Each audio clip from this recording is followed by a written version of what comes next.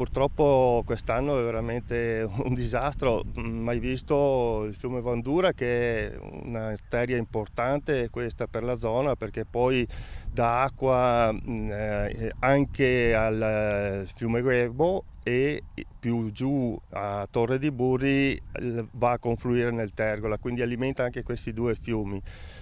Ma in questa maniera qua, con quest'acqua, non alimenta neppure l'irrigazione sufficiente per la zona quest'anno. Dovrebbe essere il periodo di maggiore portata dei corsi d'acqua ingrossati dalle confluenze a monte. Invece, in un fiume come il Vandura, per la prima volta nella sua storia, appare una sorta di isoletta. Nel momento della semina e della preparazione delle terre, l'acqua è fondamentale. Per questo i consorzi di bonifica sono già pronti al razionamento messo in atto nell'estate 2022. Distribuendola a tempistica per le varie zone, in modo che quella poca che c'è, almeno quando c'è, si possa usare. È un bel problema perché in questa zona vivono aziende agricole e zootecniche di un certo spessore, e senza acqua proprio non esiste agricoltura.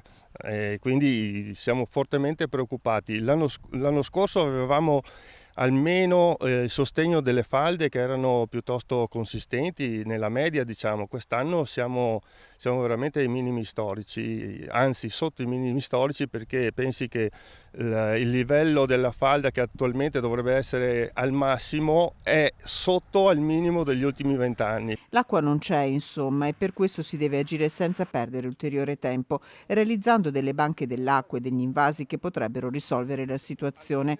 Non basta però parlarne, si deve passare velocemente ai progetti come quello della diga del Vanoi, fermo in regione da molto tempo. Quella potrebbe, diciamo, sostenere le necessità anche di questa zona, perché il Consorzio Brenta, nella sua gestione, avendo questa disponibilità di acqua a monte, potrebbe rilasciarne anche nel comprensorio di acque risorgive e alleviare quei problemi che stiamo vivendo. Velocemente potremmo fare dei piccoli bacini e sfruttare le cave che sono dismesse come serbatoio per incamerare l'acqua, che poi ci serve quando manca.